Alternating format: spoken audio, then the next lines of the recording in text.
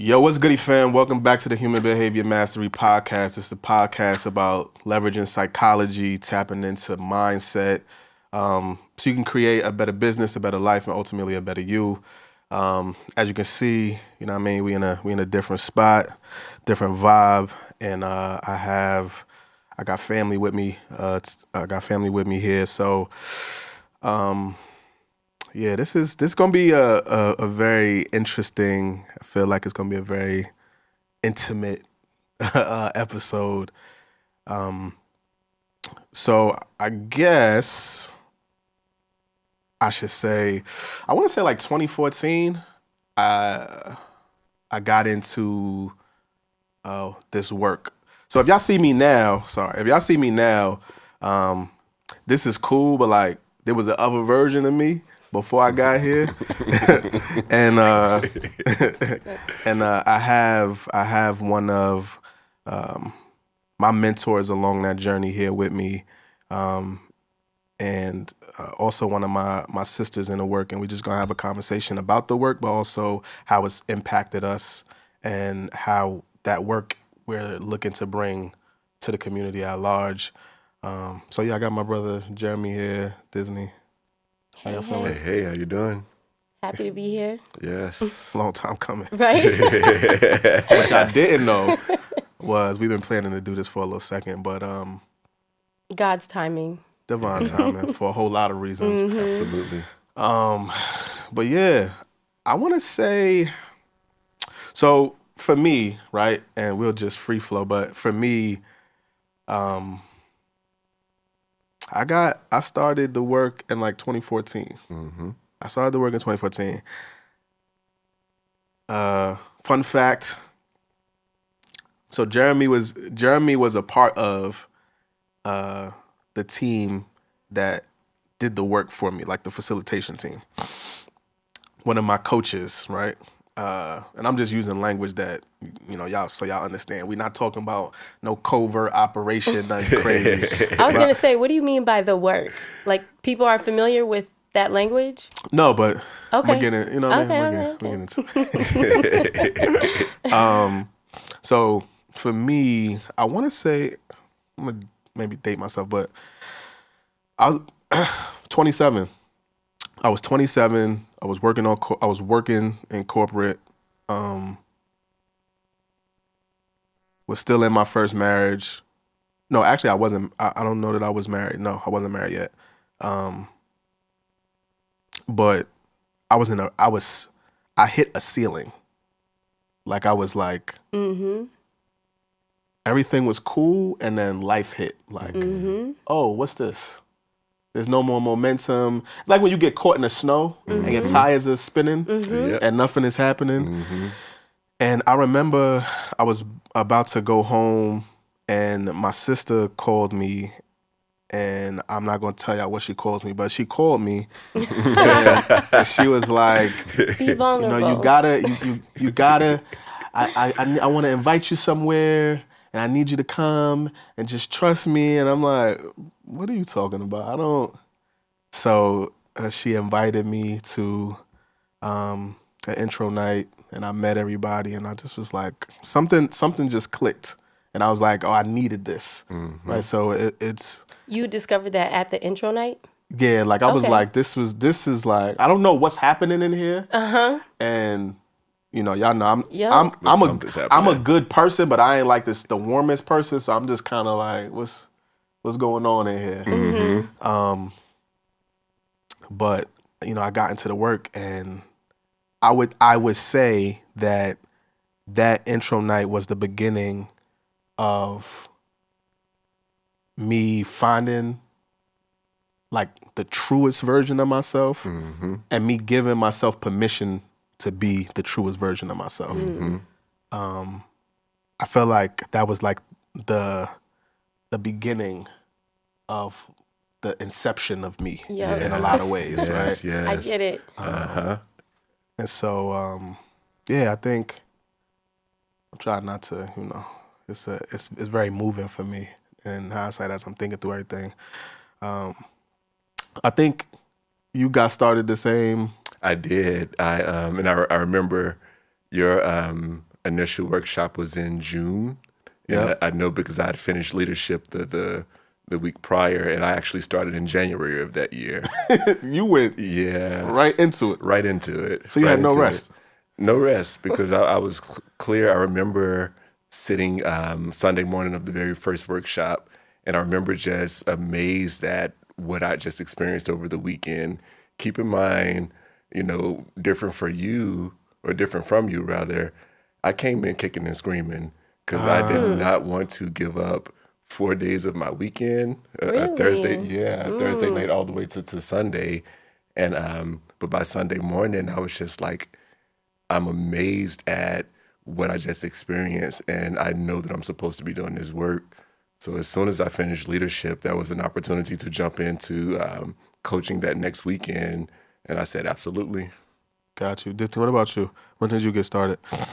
2018.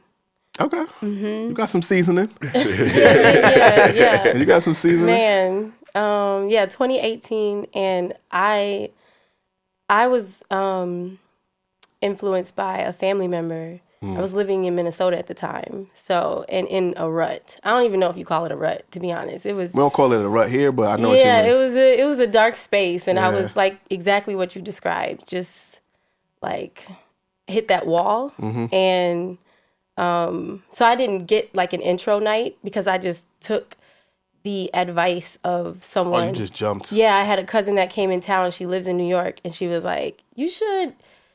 I'm getting a vibe. I feel like you should have an experience. And I just trusted it. I was in such a weird space that at that point, it was like, I'll do anything to get out of this. So took a flight and had 4 days, in a life-changing experience. Talk about a leap of faith. faith. Talk about a leap of faith. Man. So... y'all are probably listening like, what are you talking about? I don't know what y'all talking about, but I guess if I had to describe it to somebody, it would, the style of coaching would be like transformational coaching. So transformational coaching through experience, with others. I think that's a big part of it. Okay, so let's put the language together. Together, right? So it's transformational coaching in a group setting through experiential learning with the support of a facilitator and supporting coaches. Absolutely. Yep. Yes. Right. Depending on you come from, it maybe call something different, but I'm just trying to give a basic understanding of what it is for somebody who it may be completely foreign to. For the ones that are familiar with the work, you already know what time it is. If you know what I mean, if you know, you know. Right. But for me, I've been blessed to build a platform and build a business and do work in a way that resonates with people in a certain way. And for me, I don't, and I'm working on it, because for me it's just being myself. But I think I would be lying if I said that me going through the work didn't have an influence on just my approach to life, to people, to myself. And it permeates through everything that I do. So for some of y'all who have met me or been in contact with me in any way, shape, or form, my style, I think I've always kind of been a chill person. I'm more on a reserve end, but my style, the way that I teach, and it being very much by doing and getting your hands dirty and going through exercise, I learned it going through and then being able to facilitate it on the other end. Right. And I think for all of us, we've had a similar journey. Absolutely. But you are, the elder statesman because you started your work first. Right. And so, What is it about the work that one made you go through the work, but also want to facilitate the work and then begin your own platform? Absolutely. The main thing would just be the results. When you look at the results that people are able to accomplish, and when I talk about results, I can look at it at two different levels. The internal results, a lot of times we have those conversations in our heads or those thoughts that we have that prevent us from acting or moving or things of that nature. So it's really given the opportunity to look deep inside and see, why it is that I have this belief of I'm not good enough or I'm not worthy or whatever the belief may be for each person. And once you are able to go in and actually do some work and see immediate shifts, or I could say as I'm able to go in and do some work with individuals and see immediate shifts, that lets me know right off there that, this work is needed, is actually making an impact in people's lives, and it's doing so at an expedited rate. But that's just the beginning of it, because when you can see that shift start to occur in the room, and then you're working with individuals to actually apply it in their lives, and then they're coming back with the tangible results. I was able to receive that promotion. I was able to, I spoke with my mom to tell her I forgive her and I love her, and I haven't spoken to her in 5 years. When you see those type of interactions, it's just like, yeah, the work is purposeful and is actually making a real life impact in people's lives. And as long as, it's doing that, it's something that I'm committed to. How was it for you, Disney? Well, I don't facilitate it, but I definitely am a preacher of it. Like I encourage people to get involved and take a risk, because sometimes that's just all you need is to do something different without knowing all the details. And then, I don't know, being in a space and trusting others and seeing others do it with you. Yeah, it's something that I tell everyone in my life to experience. Absolutely. What would you say your greatest result was? Ooh. I would say, I can't answer that, because it's just being. It's always happening. It's always like it's not one thing. It's like being is. Yeah, I guess so. I mean, it's yours, right? Yeah, I'm just. It's who I became, and it's not like I walked out of the room immediately all that I could be, but it was the start, like you said. Tell me about that moment. When did it click for you? Like, what was, like, do you remember? I know for me, I remember the exact moment in each phase. Like, at what moment did it click? Like, oh, like you had one of those aha moments. Personally, sitting there on day one. Just being in the room. Yeah. Because I had come from a totally different culture, even. Like, I was in a room with a lot of Black folks, which is not something that I was used to. And I just remember being like not even hearing what was being said, and just feeling like the what is it? It's that feeling of when you know that just because you chose something is different. So it was that moment, the first moment of just like, wow, I really chose this for myself. Yes. Like, what was it for you? So for me, keep in mind, I came in kicking and screaming. So the first 2 days, which is the amazing thing about this work, the first 2 days I was extremely disconnected. I remember, doing the very first exercise, and there were very specific instructions, and I was just, it seemed pointless to me, so I didn't even follow the instructions on the exercise. I did my own thing. Yeah. And then I remember being on an elevator with one of the facilitators as I was leaving, and she asked, so what did you think about it? And I was like, it was okay. So I came back the next day, which was Friday night, and there were a few things that piqued my interest, but it still didn't hit me like it was hitting other folks at the time. And I remember getting there on Saturday morning. I was running late. Living in New York City, I was living right by Prospect Park. I got to the train station. The trains weren't running by my house.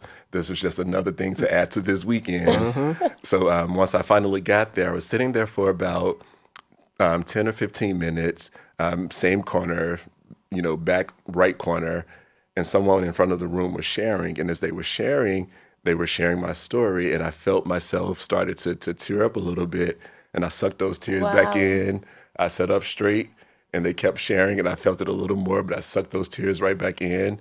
And the next thing you know, I'm crying uncontrollably, and one of the staff members, they're sitting there rubbing my back. And shortly afterwards, we went on break, and I went and called my best friend, and I said, I'm taking this workshop, and I realized I have these deep vulnerability issues. And he looked at me over the phone, and he says, "No shit, Sherlock." But it was that moment that, I really allowed myself to get into it. And what was happening for me was, he was right. There were issues with being vulnerable, with putting myself out there. And there were opportunities that were literally right in my face. But I was so concerned about, looking bad, failing at it, not really putting myself out there. And once I realized and reflected even on that break, how that was impacting my life, I walked back into that room, and from that moment on, gave it everything I had for the rest of the workshop. Wow. And it's, things just shifted from there. Yeah, one thing about the work is going to turn you into a waterhead. I don't care who you are. Yes. You're going to go in that room, and you finna cry. And not just, you going to ugly cry. Snot rocket, like everything. It's going to be ancestral. You're going to have a shedding in there. At one point or another, accurate. for everyone in the room. Right? And side note, random, I'm going to be honest, doing that taught me to actually let people cry. Absolutely. Because I would say, just in my lived experience, somebody's crying, you try to console them, or somebody shoves a tissue in your face, or That's they deep, try. yeah. That was the first Wow. time I learned to respect someone's moment. And instead of going to fix it, letting them have the moment, and then being curious about what was like coming up for them in that moment. What were they feeling? And like being able to explore, right? I don't know if you remember this. I remember super random things. My memory's just, I don't know. But to that point, for me, I knew there was more, and I lived life. I would say I was a very advanced, gifted, so I didn't really have to give my 100% in my environment. My like 70 was like the 120. It was the goal. You know what I mean? So I never had to, and I wasn't. I would say my relationship with my father was probably one of the biggest strongholds for me. And I was at this point where, I'm fully a grown man. I got a family, and I'm doing things, and I've won, but I didn't feel like it. And I was in this juxtaposition of, how do I think, because I like to think in terms of questions like, how do I be myself but also be respectful to my parents and my culture and the sacrifices. And I couldn't figure out how to do both. I felt like I had to do either or, and I was living on the or side of the equation. Yeah. And that was the first time I really was like, the calls. Let me call and speak to him. Yeah. And y'all don't know my pops. My pops like, first of all, get off my phone talking this foolishness because somebody told you to call me about some feelings. Don't be calling me about. And I'm like, see, I told y'all I should have made this phone call. But it started the process of just being aware and the breakthrough. And I remember expressing how interesting it was for me to, my daughter was very little, and I was going through this struggle of trying to figure out how to be with my emotions and my feelings. And I expressed, I think there was some time where, we went to share and I expressed feeling like I window shop or I window watch emotion. Like I just, like when you walk down Fifth Ave and you like see it in the window and you're like, oh, that's nice. Yeah. That's cool. But you never go in, you never try it on, you don't buy it, you don't take it home. And that was my experience. Like I could perspective take, got a PhD in perspective taking, but I never allowed myself to really like be in it. Try it on. I never tried it on. And that was also when I realized the difference between transparency and vulnerability.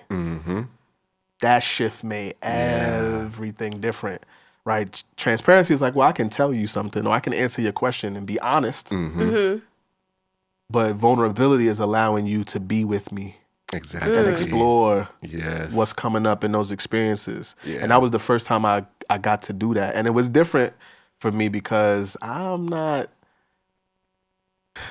really that type of guy. You know what I mean? I do feel deeply, but for me to be open and like bare my soul with people, especially strangers, we're not doing that. So did it continue afterwards? Oh, once I got into it, it was like I've realized. Because you tried it on, but did you keep it on? I scuba dived in it. I immersed. Okay. Because it was, this is my way out. This is my way out of like darkness. That space you were in. Yep. Yeah. Right. This is my way out of quicksand. And I didn't think about it then, but I did, like you need darkness to create light and shine. And so just being that one spark. So that whole year I was on a tear. Like I was on everything. I remember seeing you. Yeah. and not even that whole year because you've been on it since then. Oh yeah. But I'm just saying that like once I got there, I like immersed myself in it to where like I had to put pause on it because I like physically I was like I'm burning out. Absolutely. Can I ask you Sure. if you experienced people being indifferent with you because you were new and different, and you were evolving, like. Yeah, I think that was the I saw that happening very quickly. So, previously, when I was previously married, just me going to the workshop was threatening. So just me going was like tense, and me coming back home, there was energy in the crib. And for me, I knew like, I need this. Like I'm going to a job and it's killing me and I'm not a job person. This is destroying me. So I know I'm not coming back with like the best energy, but this is like oxygen. I have to do this. Yeah. So you're going to have to figure out and sort however you feel right now, because this is for me. Right. Because it becomes a tool, not just for your own personal development, but I become better for everybody else. Everybody. Exactly. And filtering out people and things and jobs and all the considerations in life. It just becomes that thing. It allowed me to emotionally connect with my daughter. Wow. So even just hearing that, if you didn't get anything else out of it, just that alone. Man. Yeah. Like instead of hearing something and it going here, oh, that was sweet. It went here first. Yeah. And then it went there. Yeah. And that shifted my entire paradigm. I was able to really like be with somebody in a moment, like experience intimacy in any level of relationship with a person. Right? I learned how to connect with myself, but also how to connect with another person. Yep. I would also venture to say that I learned how to give my all to life. I think one of the most dangerous things that could happen is knowing that you're gifted or knowing that you're smart and you're not in an environment that challenges you. Exactly. Because you don't learn how to apply your best all the time. And what happens is you become complacent, and then you easily become that, I expected to be further along than I am right now. And that then becomes a story of our lives. Yeah. And the reality is the environment is going to change you before you change the environment. Mm-hmm. So just being in a space where everybody spoke this language Yeah. Absolutely. was a game changer. Yeah. I distinctively remember we was in the break room, and it was a Saturday night. Mm-hmm. I was standing here, you were standing right here. I remember, and you said something that I was like, I never thought about this way. You was like, what we're doing here is what, fraternities and sororities wish they could be. The level of connection and feeling. Mm-hmm. And I was like, I never thought about that. Absolutely. Where does that come from? So, Yo, what's goody, fam? Listen, I know. I'm going to let you get back to the episode, but I wanted to take a minute to let you know about the Human Behavior Mastery course. Yes, we have a course that we put together for coaches, consultants, corporate leaders, and entrepreneurs. I know you're listening to the pod and it's all of this numbers and the adaptive and the natural, the D, the I, the attributes. We put together a comprehensive course to walk you through exactly how to understand each one of the personality types, each one of the values, and we're going to show you exactly how to get the most out of each type. What things you need to avoid, what environments to put you in, and what pieces to put around you to be successful. So if you're looking at taking your business, your life, or your relationship to the next level, make sure you go check out the Human Behavior Mastery course. Back to the episode. And I want to, give credit to all the fraternities and sororities out there, because they are doing really, really, really great work. Mm-hmm. And I wouldn't say, and as I've grown in the work, I would actually alter that statement just a little bit, simply because, again, back then being new, energetic in it, that can be seen as a dig to fraternities and sororities. And it doesn't. It definitely wasn't said in that spirit. Absolutely. Mm-hmm. Ain't nobody canceling nobody. We're not doing that. There ain't gonna be none of that. But there's a level of unity that's there, in which, there's brotherhood, there's sisterhoods that are created. There's a level of accountability that's there as well. Like you're literally, just like you said a second ago, although you're doing the work for you, you're really doing the work for the world as well. And when you get a group of like-minded individuals who can see their own gifts and see their own talents and see how it's bigger than just them, how can I use my gifts and talents to not only bring myself up, my family up, but this person over here, really trying to create a space where everyone can win. And just seeing the level of networking that takes place within the community. And I'm talking about, you put a message board, I'm looking for this particular job, or I'm looking for a person renting this space or renting this house. And literally you have people who are ready to jump in and support you no matter what. That in itself, it builds such a level of community and such a level of consistent community. To this day, nearly 10 years later, same individuals who have been supporting me back then, who I'm supporting back then, 10 years later, we're still in the game trying to make sure that this person has what they need, that this person is supported. Is really building a community. And I love that it's building a community that really looks like us. Yeah. Another way to put it is like being in a space with heart-minded people. Like, yes, I like that. It's so easy to find like-minded people. I Absolutely. mean, they're on podcasts, they're all over, right? But to find like heart-minded people where it has nothing to do with what you do for a living and how old you are, what your race is, any of that. But you have that same heart, Absolutely. It changes everything, and it definitely is a new way in like building community that is unmatched. You can't get this anywhere else. Like this is it's family. Absolutely. So I'm gonna tell you now. I'm gonna start using heart-minded. Man, that you just coined a new term. You give her credit the first time, but then after that, I will credit you each and every time I say it. But yeah, you're right. And what it does, it allows us to see the humanity in one another. Yes. Like you literally can see, and I use this example so often. You can see, someone who's a college professor sitting next to a college student, sitting next to a person who was formerly incarcerated, sitting next to a doctor, an 80-year-old, sitting next to a 18-year-old. And you really get to see, as different as we all are, we still are one common humanity. We all have the same insecurities, some of the same challenges, and allowing ourselves to see one another that way allows a level of empathy that really heals communities. It brings communities together. And I'm gonna be real, like it has changed the way I approach everything. I like need to demonstrate and show, right, in order to effectively communicate, but also to learn, because I don't.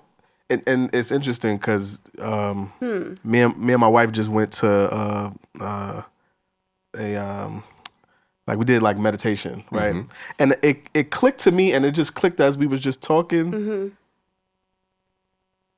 Learning through experience is the only way to truly know and learn something. So Absolutely. So in the same way that, like, I never thought about using the body, like the thing that you are with and connected to and tethered to, as an instrument to teach yourself lessons. But it just clicked that, like, we were doing that in the work. Absolutely. We were doing that. We were engineering epiphanies and breakthroughs in the room. And it was really the first time that like people with, again, love and like connection and vulnerability and all these things, like, at least for me, I would say, was intellectualized. It's like, I know what you're talking about. I know what it means. Yeah. It's when you technical. start doing it, it completely changes. Interacting with it with others. It gives it context. It gives it texture. Absolutely. So even the sharing, somebody is modeling what it is to be vulnerable, and you see it and you know it because it hits your body, and you have a reaction to it, and you're like, okay, well, right? It's this cycle, like, wow, that just helped me. Well, maybe I could share and help somebody else. Yeah. Or I just feel open. Right. That's the beautiful part about it. Literally, like I say, we all are going through these similar experiences. And like I say, someone was in front of the room at that point. I hadn't said a word the entire workshop. And you would have thought from the reaction I had, I was in front of the room sharing because that person spoke to me, just that well. And I'm glad you brought up the experiential nature of it. And you're right, learning by experience, it sticks. Like I say, we never forget how to ride a bike. I may forget half the stuff in my high school calculus class, but I never forget how to ride a bike. And so just being able to be a part of the program to where you're going through these different experiences, you're going through these different exercises, and these exercises are designed to naturally create those aha epiphany moments. That's another powerful aspect of this work. I think it's what makes it unique and different. Yeah, there's been so many times I've tried to explain this to people, especially like, because I've moved to New York since then, and I'm like, praise God. Man, thank you. Oh man.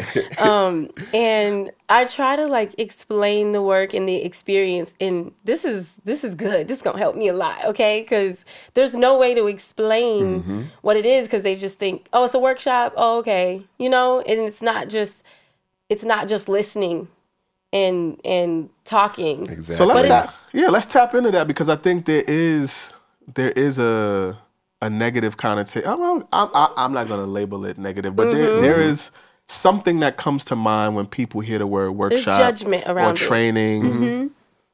And what would you say? I mean, because we're trying to use language that conveys in a way, because people haven't experienced it, but how would you explain it to somebody? You haven't been immersed in the work in the way that you are, facilitated the work, organized, like, Absolutely. How would you communicate that to somebody who has no clue what they could be stepping into? I'm always so curious. Absolutely. The pressure. And I will say this before I get started. I've been doing this work for nearly 10 years now, and I think I do a pretty good job in Doing explaining an what it is. incredible, amazing. Thank you. Yes. I could probably Jeremy's explain. very humble, very modest. Very, yes. There y'all go. But I can probably explain it better than most, but I still don't think I do justice into explaining the experience that you're going to get. But it's a series of workshops, and it's really doing a lot of the internal work that leads to the external results in our lives. So the first workshop, which is called the Basic Workshop, is 4 days to look in the mirror, to see all the wonderful things that's working about life, and then seeing the things that may not be working as we want them, and giving tools to really shift that conversation. And it's a very in-depth and introspective experience. You're really going to look in the mirror. You're going to look at the beliefs you have about yourself, about the world, specifically those limiting beliefs, sometimes conscious, sometimes not conscious. You're going to look at your relationship with trust, your relationship with integrity, with responsibility. You'll look at the place from which you're making your choices. You will look at your relationship with winning in life, and you will even see how your parents and your upbringing have on the decisions that you're making today, again, whether subconscious or consciously, which is a big part, every workshop, a huge part. And you get a chance to become clear of what it is, what you want in life. And if I had to simplify it even further, it's really looking at how the past, whether consciously or subconsciously, inform the decisions that you're making today. We all have these traumatic experiences, traumatic on very different levels. It can be some of the, most obvious horrific things that most people would agree is traumatic, but it can even be something as simple as, I was asked a question in second grade. I raised my hand, then had the wrong answer. The entire room laughed. And now I am, 20, 30 years later, I'm sitting in the meetings with the answers, but I'm refusing to raise my hand to put myself out there, and us being able to link it back to that instance where it first started, but then give them tools to really shift that conversation as well. And I anytime I use an example like that, that's something that actually took place in the room. Yep. And, when you can see how, from that particular instance, I developed a belief of I don't matter, or I'm not worthy, I'm not enough. And again, linking it to the current. And the most valuable piece is it creates the awareness around it. So with the awareness, you can actively work to shift that belief. And I know I'm a little long-winded on this one, but if we're to take it even a step further, that's that internal work. Yeah. So now that, we're working to shift that belief, how does a belief of I am enough, show up when you're going into that job interview, or when you're going out on that date, or whatever it may be? That has a direct impact on how you show up, which is going to have a direct impact on the results that you have in your life. Yep. Oh, yeah. Let me just say this. I cried. I'm not a waterhead like that. Okay? There are very few things in my life, especially at that time, that was going to make me cry. Mm-hmm. I legit was in there ugly crying. Like, Tyrese, what more do you want from me? I was ugly crying in there. Prepared to be exhausted. Yes. Like the tissue angels, okay? The tissue angels. I was in there, and it was, for me, I would say you start to understand in a real way what awareness is. Mm-hmm. Absolutely. And you for the first time, literally and figuratively, are looking in the mirror at yourself. Mm-hmm. Yep. You Absolutely. slow down enough to see who you are. Mm-hmm. And then we start to ask questions around what do we see and why do we see what we see? Right. Mm-hmm. And even the language that we use to try to describe things, like I was introduced to the duality, or the relationship between trust and abundance and scarcity, right? Mm-hmm. In an experiential way. Mm-hmm. And so I remember being like 8. I remember being 8. I was not older than 9. And my father telling me, question everything, even me. Get the answers for yourself, right? That's And powerful. And in hindsight, it was my father. So I was like, oh, okay, cool. But in hindsight, I didn't realize the effect that had on me. So you're a person I'm supposed to trust, and you're telling me not to trust you and to question things, and you're not perfect. You're flawed, and you make mistakes. So I need to vet, and it created it created a skepticism. It created a side eye, like a spiritual side eye for me, almost like just with everything, with everybody. I started vetting instead of being. Got it. And I you know, you don't project anything that doesn't exist with you. So, you know, my relationship with my father to that point was like me trying to assess where I was with him, or what my relationship was to him, or did he like me, or did he like was I doing the right thing as a boy, as a, you know, just always trying to figure out, like, is this what I'm supposed to be doing? And just who he is based on his lived experience, being very stoic and like a few words and like. Gotcha. Yeah. You know, and so navigating that, and now you tell me not to trust you.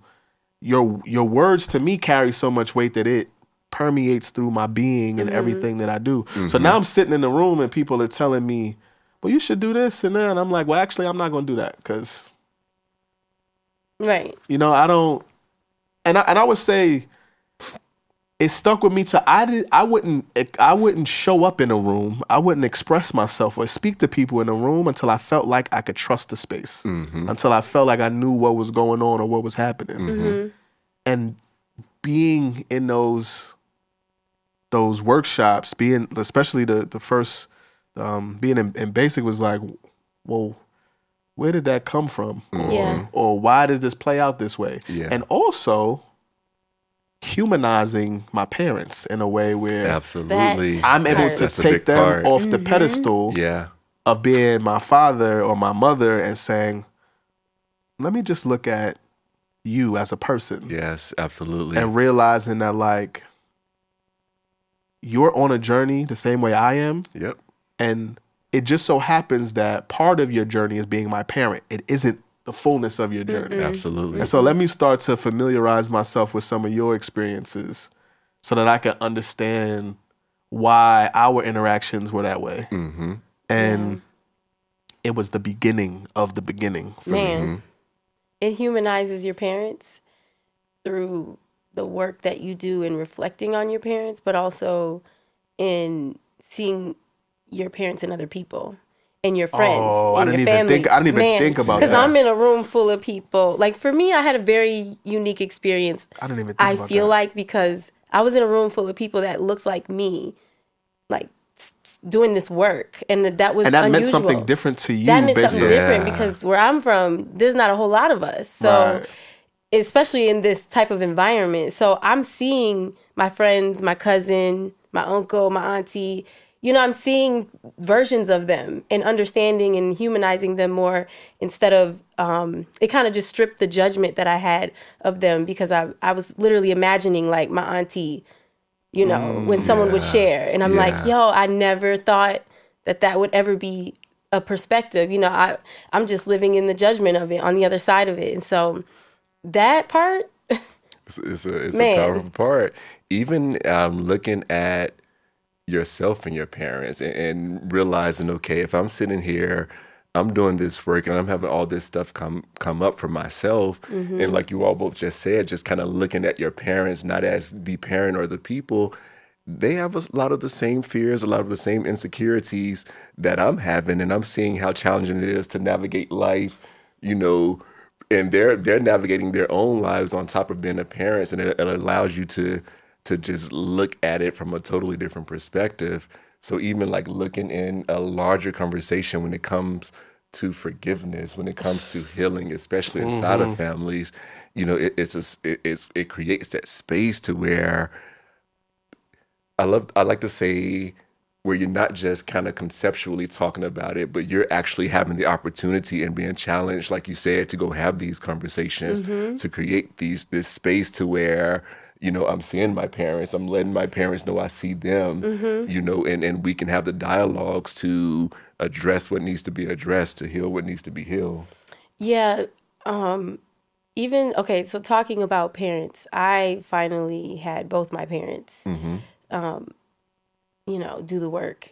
And the way that changes everything with when you get to share it with people, man. Yes. Like my dad has always been my best friend, but now he's like real, like That's it's like dog. a whole new level. Yeah. And you know, me and my mom had a very challenging relationship my whole life, and can't nobody tell me nothing about my mama now. Like nothing. Like the way that the work has supported me and my parents, it's that's why I'm saying it's not just about you, it's about who you can be for others and how that domino effects to everyone and who they get to be for others, and just changes everything. It does. It's a game changer. Yeah, I'm thinking of there's so many. Yep. Yeah.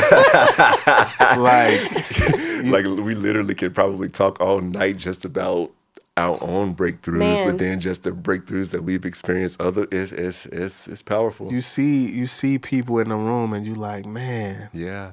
And it literally it creates space. It does. It you don't walk out of there the same person. Yeah.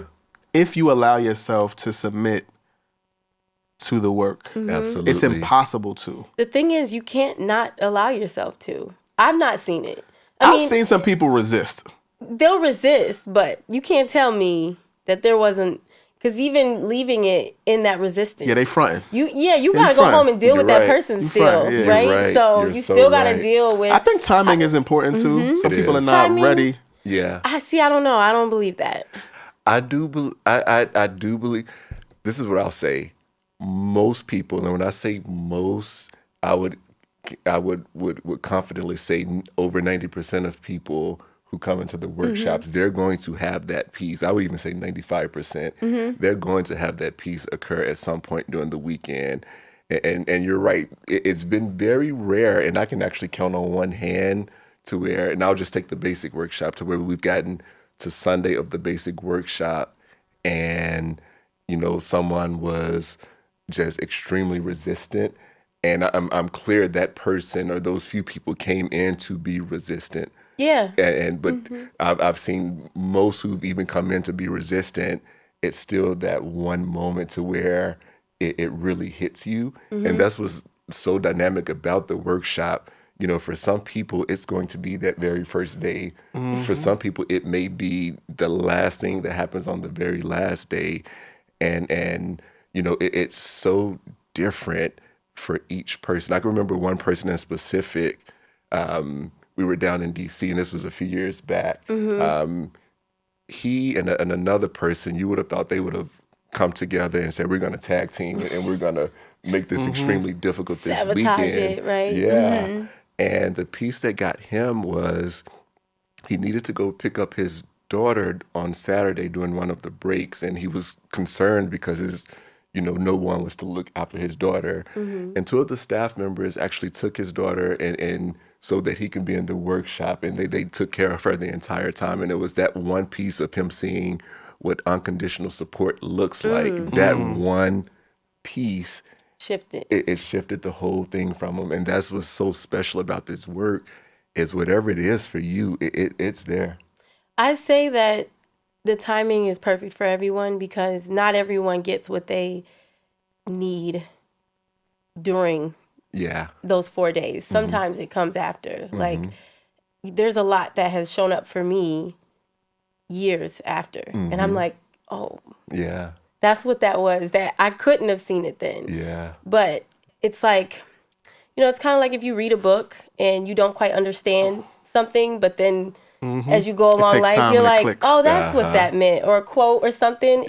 It's one of those things, which is why I'm saying, as long as you do the work, it's going to show up for you, whether it's that weekend or not. Absolutely. So timing is irrelevant in that. I'm just saying, some people are not receptive or open to it, right? So that's what I meant by timing. Like, but that's also part of it because you got to look at that.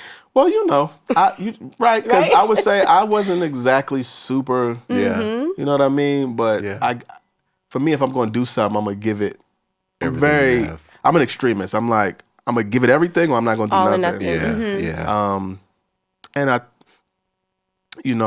realized like that was like the birth of I'm going to be pure, unapologetic, unadulterated Dewan. I don't care. Like the same, I want to give you respect as a parent because it really was my parents. That was like the piece. Mainly my father, but really my parents and me being so stuck on their sacrifice. It was pigeonholing me. Like it was really anchoring me down where I felt like I was being who I thought I needed to be or who I should be. As opposed to just being you and doing what you wanted to do. So I was putting myself in a box. Yeah. And during that experience, it was like, oh, no, we're not doing that. Yeah. Because if I can't choose me, like I've realized if I'm willing to abandon myself for any reason or any circumstance, I can't ever fully show up for somebody else. And everybody that I come into contact with, because I'm abandoning myself, they will abandon themselves. Or they're going to abandon me if that's not the frequency they on. Right? And so I really was like, oh, yeah, I needed to vote for myself. Yes. And I was like, oh, yeah, it's because if I'm being fair, my mother gave me the greatest gift. I think I would like the greatest gift, just supreme confidence in myself. We didn't have much, but that I had. And I never felt like I was better than anybody. I never felt like nobody was better than me. But I didn't feel like the fullness of who I was respectful or fit into my culture or aligned with the sacrifices of my parents and what they wanted from me. Like, I was like, yeah, I'm not really, I get that this is the food you prepared, the path that you created for me, but I'm not on that. And the shoes that you left for me, they cool, but those shoes don't fit me. Like, I'll go get my own.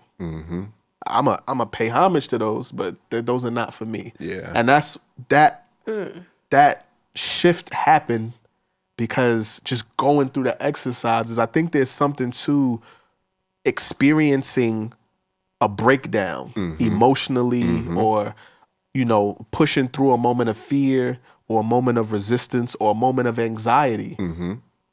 Your body captures that, oh, I can do this and I'm not going to die. Man. Or I can do this and put myself back together.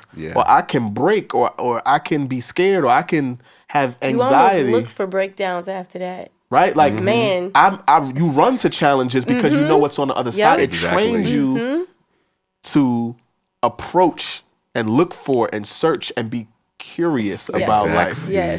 And that is something that will never, ever leave you. The thing that will happen is every time you ignore it, you'll feel the itch. You know you're resisting. You know you're running from. You need to lean in. Right? Like, once you experience that in your body and your body tracks like, oh, I can cry and I'm still cool.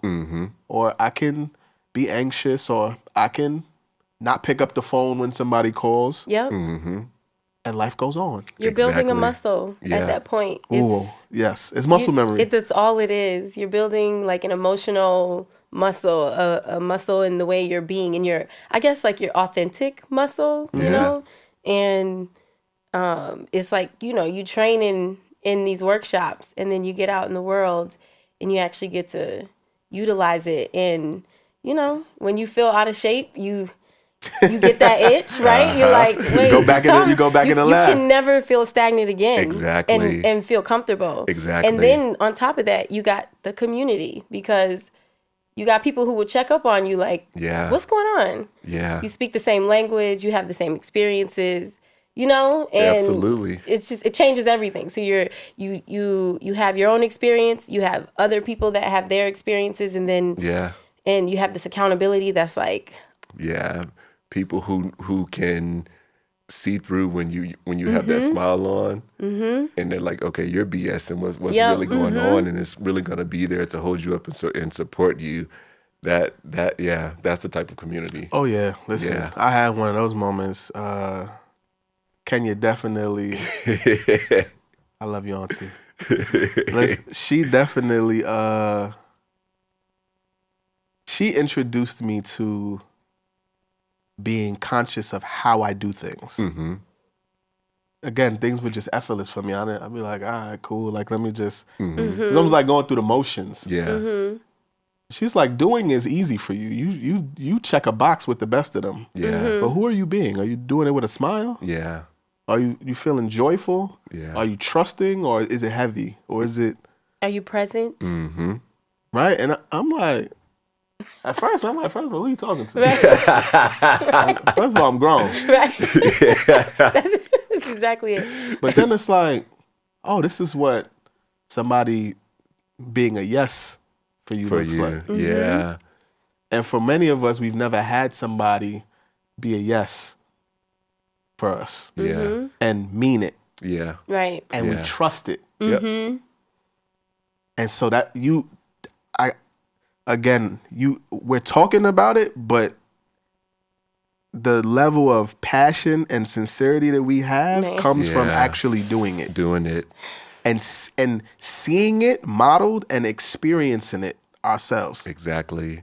I don't know one person that has went through and not fallen apart or wanted to just say, man, fuck this, I'm not doing this no more. And somebody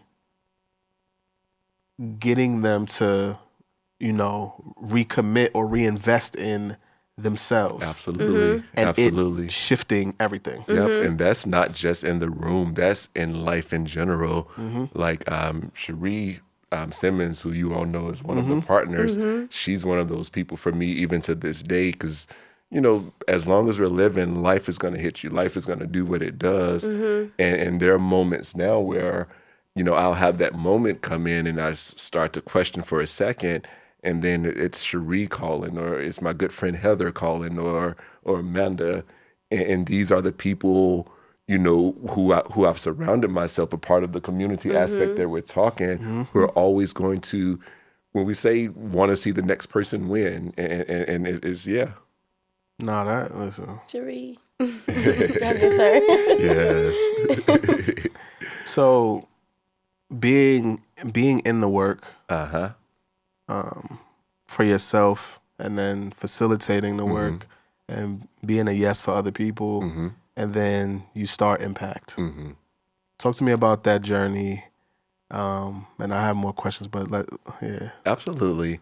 So since I've started this work, for me, it's not just work. This is calling. This is purpose. And of course, I was a facilitator at a previous company, another company who does really great work. There's at one point, I knew there was a way in which I saw this work being done, and to really maximize the impact, to really maximize the effectiveness on it.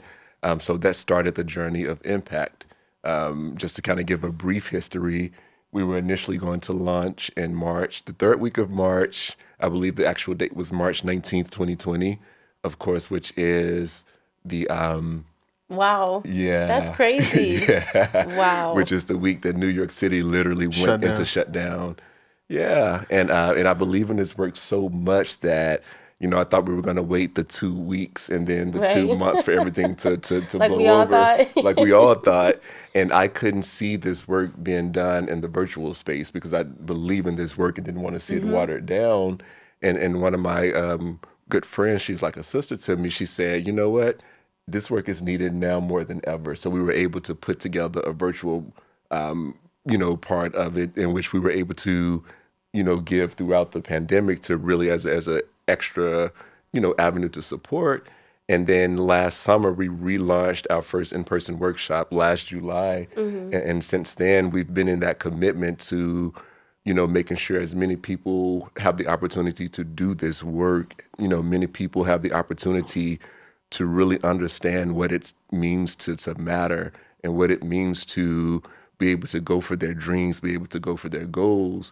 And one thing I like to say, and just to kind of take it on a spiritual level and what this work is to me, because I believe we all have a higher being inside of us, whomever, that may be for each person, but really allowing oneself to see the higher being that lives in them as well. And really knowing that you deserve all that you want in your life. You deserve, all of your relationships. You deserve all the love that you desire, all the goals that you want to achieve. And that's the journey we're on right now. Yeah, I think, conversations we've had over the last year or so, being on our individual journeys, but maybe not conscious of the fact that we all still on the same journey. And so figuring out how we can do work together. Absolutely. And what that synergy looks like. And, we've had several conversations and we go together. Absolutely. Right? And so just being centered around, it almost made me feel like when we would meet, it almost made me feel like when Tony Stark was putting the Avengers together. Yeah. This is the Avengers initiative or something, right? But we were just grounded in the calling of having greater impact, right? Yes. And we were like, so how do we have greater impact in communities across America, the globe, with this work? And I think, from where we are, us being positioned where we are, you starting a platform, Disney being a connector and looking to introduce it to new communities. That's my calling. Right? Me, the person who really ain't a people person, having a platform and being able to share the work. Proof of concept. Right? Yes. Yeah. And looking to see okay, how do we get in this so that people can receive the fruits of this work that is very intimate and meaningful to each and every one of us in our own way, but we all have the understanding of what it is on a macro level as well. Absolutely. So talk a bit about, what is going on with Impact now, and then some of the plans, just so that there's some people that are listening right now and their ears are perked and their interest is piqued. And okay, this sounds great, but where do I fit in to this movement? How do I get introduced to it? How do I experience it for myself? But also cast a vision. Let them know what's going on. Got you. So right now, like I mentioned, we are about a year and a half into our relaunch, launching last summer. With it, our primary offering is a series of 3 workshops. The first being called the Basic Workshop. The Basic is all about awareness. It's designed to have an awareness of self go up exponentially. And the piece about the awareness is once we are aware, we can make decisions that really support our development, that really support our growth, and really allow us to, move into the next level of our lives. After that, our second 4-day workshop is all about breakthrough. It's designed to really create breakthroughs in life, break the back of the past, break the chains of the gravity that's holding us down, and forever designed to alter your relationship with fear and really allow you to see how far you can stretch, how far you can really go. And then the last of it is a 90-day program, which is results-driven. It's 90 days. You're meeting with your coach every week. You're meeting with your team every week. And you have what you call a letter of accomplishment, which is pretty much a business plan for your life. Where do I want to be in my finances, in my career education, in my relationships, in my community involvement, and in my health? That's physical, mental, spiritual, emotional health. So the introductory is called the Basic Workshop. You can actually, find more information at it on www.impact with two I's, impactonline.com. That's IIMPACT online.com. We have a few upcoming workshops here in New York City. We have one, let me pull out my phone just to make sure I'm giving you the right dates. Yep. Okay, we have one January 18th through the 23rd. So there's actually that Thursday through that Sunday, and then we do an additional guest evening on Tuesday. We have one going from March 7th through the 12th, and then we're also excited because we are expanding into the Minneapolis area as well, which I'm sure I'm going to ask you to speak more on. Yeah, that's kind of where I come into play in this Avengers situation, is helping spread this Captain Marvel, right? Right? Helping spread this into other communities that don't have access to things like this. You know, like I said, I had to catch a flight and do this and be in a crazy space to like be in a trusting space to do that and have the experience I had. And then I did basic. I came right back a month later, did advanced, came back a month later and spent the summer in New York to do the leadership training. So, and that's not realistic for a lot of people. I've tried in the last 5 years to pull people into this world, but it's just not how it works. So at the end of my leadership training, I pretty much declared that I would bring this work back home. And then when we got together, we were like, well, what about bringing it even further than that? And so it starts with Minneapolis in George Floyd Square. Yes. MLK weekend, which is very important. It's very important. Yes. So, yeah, right across the street from the memorial where George Floyd was murdered, there is an event space where we plan to have the basic impact workshop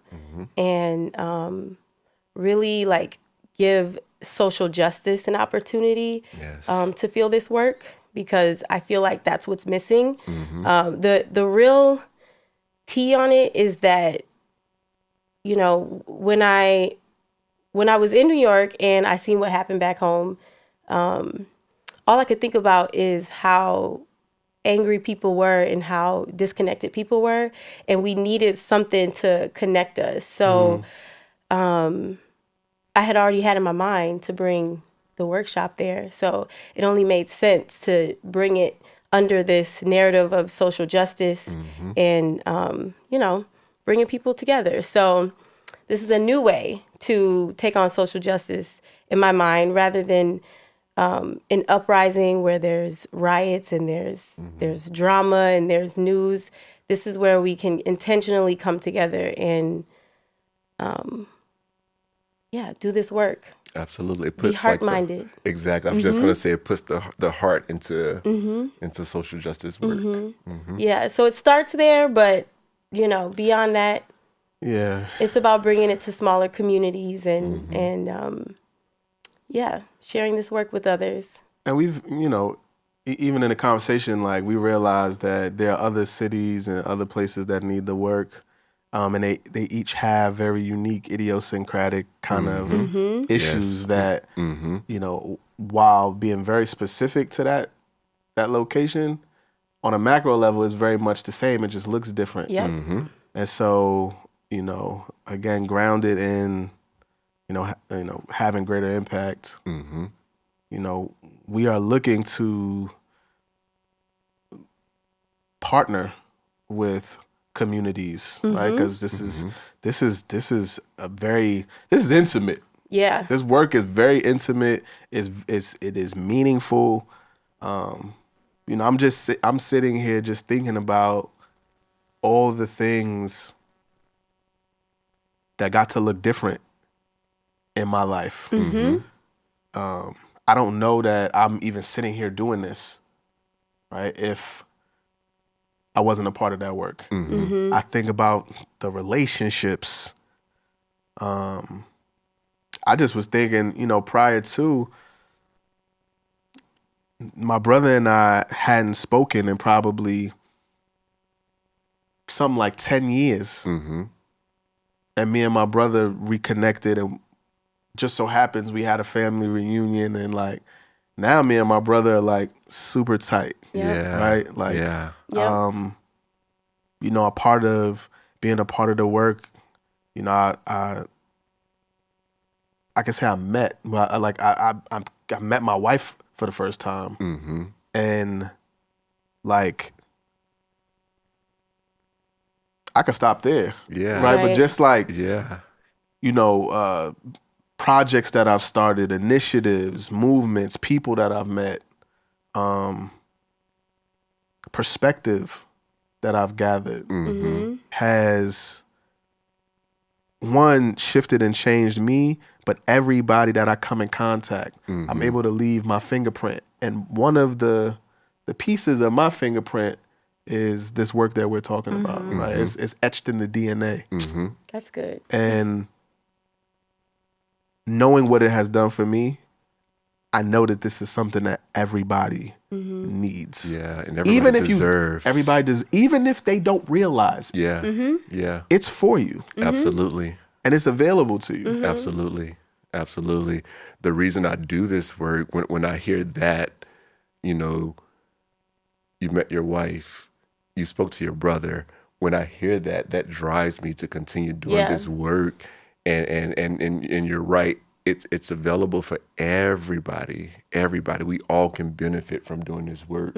So I'm gonna do this work until, and as you know, outrageous as it may sound, but like literally to every person on this planet, to this world would have shifted because people have done this work and people are able to, you know, be who they are, love how they can love, heal how they can heal. Yeah. Just imagine. Yeah. I'm excited to be in a space of like scaling it, scaling the work, you know? Because you know how that works. Like one group does it, and then the next group, and then the next group, and then it just scales. The demand goes crazy. Man, absolutely. Man. So it's not even about like just that one. It's about what that one does for so many. It's crazy. Exactly. Just the thought of it just... Yeah, you can never really quantify the effect, right? Because there's no way to measure someone's impact on the world. And so that one person that gets to go because you said so is a vote for the world being different. Absolutely. Yeah. Absolutely. I'll say I have a teenager, and she did the basic last summer, and just the way that to see how it reflects in teens, like a teenager. I totally forgot about the babies. Yeah. When I tell you a different human being that young, crazy. I can only imagine if I would have gotten this work as a teenager. Man. Can you imagine? Yes. This is why it's so important. Like on another level, small communities and children is like. Yeah, y'all. Okay, what y'all you not get what about I'm saying? What y'all not about to do? It had me to crying on here. No, legit. It is. No, but not. But I'm thinking. You know, my daughter is at an age where she could do the work. She could do the work. And I just thought for a second about what she would have access to. Yeah. I totally forgot about the Yes. Yeah. Man. Yes. Yeah. Can you imagine? Yeah. Yeah. I mean, I feel like I got a little bit more life seasoning. You know what I mean? Like I be getting hit with Mister sometime and like, yeah, what's up, big bro? And like, you know what I mean? So like, and I'm gonna be honest, I be looking at some of the youngins like, man, y'all little young. Like the movie Grumpy Old Men, like I used to look at that movie like, why they so? I get it now. You know what I'm saying? But I'll be looking at the youth like, and I realize one of the issues is like we don't have elders putting their hands on like going to support. I think we quit. We quit them. We leave them to figure it out so early in life. Yeah. And just remembering that we have this work available to young people. Man, Absolutely. it changes. This I can this tell you it generation changes everything. needs it more than More ever than because we're anything. so disconnected Absolutely. due Yes. to technology. Yes. Imagine they're getting right now, like I tell parents, you know that there's a third parent. There's mom, there's dad, and then there's the internet. Okay. Yes. Because what they're not gonna tell you and their friends and everything else or get from you, they're gonna get it from the internet. They're It's gonna just Google the it, fact of life right now. It sucks, but it is what it is. And that third parent is like it's hard to fight, right? It's hard to overcome that because it's so accessible to them 24/7, 365. all the time. Like all the time. The things that we used to have to ask or find. Go to the library. Anything, Dewey anything Decimal they're System. curious about, they can get. That's their third parent. And so, what this work does for them is takes them out of that more than anything. It takes them out of that, and it forces them to use the people around them, you know, to I guess like just be more physical in their lives. Introduces them to connection. Exactly. In a meaningful way. In a real way. In a tangible, valuable, physical way, you know? And they can't undo that. And, you know, that muscle, you get it that young. Can you imagine? Can you imagine Exactly. being a teenager? Oh, no, we finna figure this out. Yeah. Jeremy don't even know. Yeah, no, legit. Oh, we finna have some conversations. Yeah. So even at being, because one thing that this work does, it allows you to like really find yourself and own who you are. And when given the influence of the third parent, if you can have this to counter that, to where the third parent and social media and the outside world are saying you have to look this way, but you're becoming you're receiving tools to, you know, in spite of what everything that's out there, you're determining your worth. You know who you are because you are who you are. That makes a huge difference. Yeah. Every time Yeah. we sit here and do this, it's like it's so much. It's so empowering. Yeah. So something I've been doing recently with friends of the show is asking you. I'm gonna ask you to share one thought, one perspective, one mindset that you would give the people listening, the people watching, who are interested in becoming the best version of themselves and are looking to have greater impact. What would that thought, that mindset, that perspective be? I would say to, in whatever you do, to always lead with love and empathy. Leading with love and empathy allows you to see people in a totally different way. It allows you to see people as opposed to their actions. I truly believe that love is the most powerful force on this planet.